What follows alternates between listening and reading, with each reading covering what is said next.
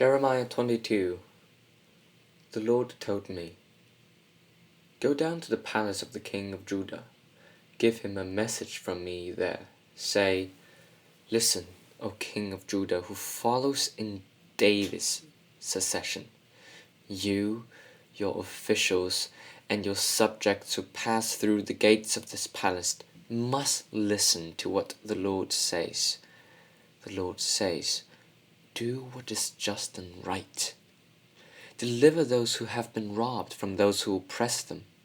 Do not exploit or mistreat foreigners who live in your land, children who have no fathers or widows.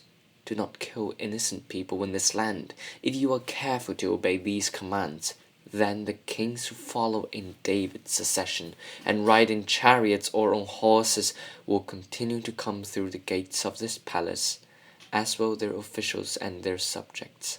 But if you do not obey these commands, I solemnly swear that this palace will become a pile of rubble. I, the Lord, affirm it. For the Lord says concerning the palace of the king of Judah, this place looks like a veritable forest of Gilead to me. It is like the wooded heights of Lebanon in my eyes. But I swear that I will make it like a wilderness whose towns have all been deserted. I will send men against it to destroy it with their axes and hatchets. They'll hack up its fine cedar panels and columns and throw them into the fire. People from other nations will pass by this city. They will ask one another, why has the Lord done such a thing to this great city? The answer will come back. It is because they broke their covenant with their Lord their God and worshipped and served other gods.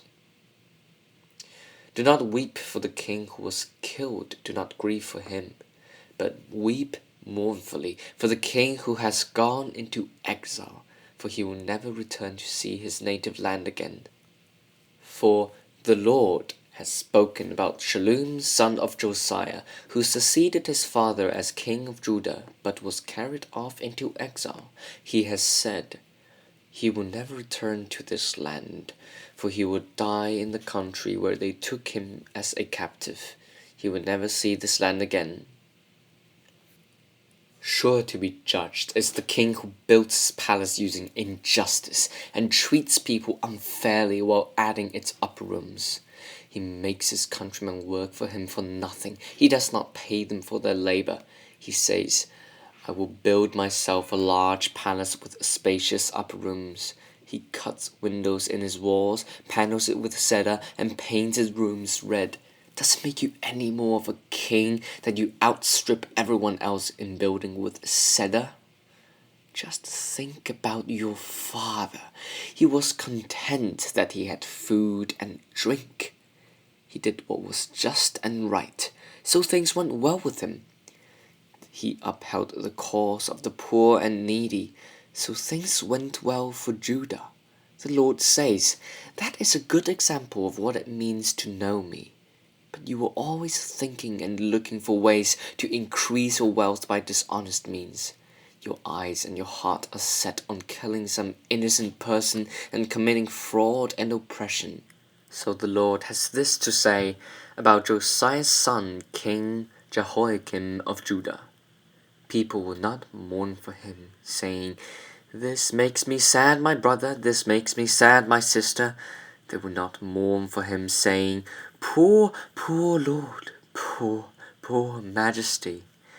He will be left unburied, just like a dead donkey.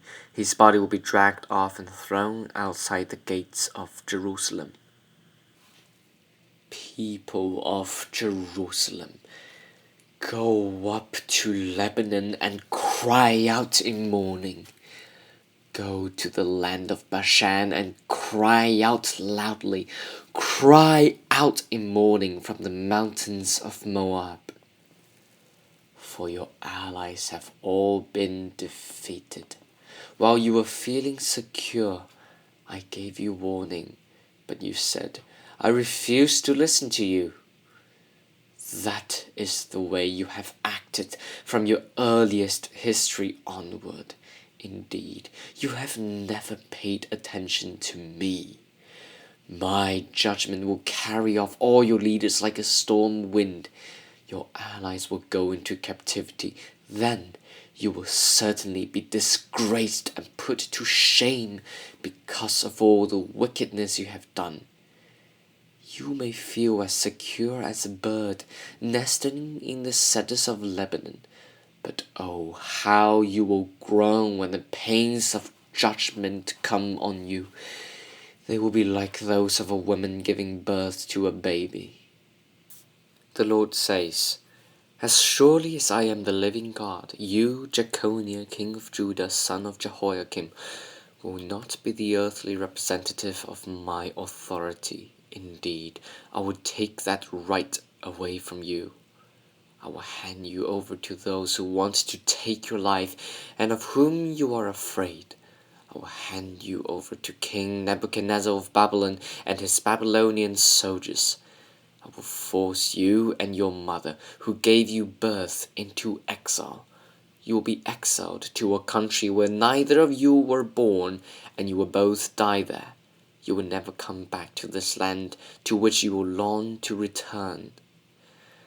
This man, Jeconiah, will be like a broken pot someone threw away. He will be like a clay vessel that no one wants. Why will he and his children be forced into exile? Why will they be thrown out into a country they know nothing about? O land of Judah, land of Judah, land of Judah, listen to what the Lord has to say. The Lord says, Enroll this man in the register as though he were childless. Enroll him as a man who will not enjoy success during his lifetime, for none of his sons will succeed in occupying the throne of David, or ever succeed in ruling over Judah.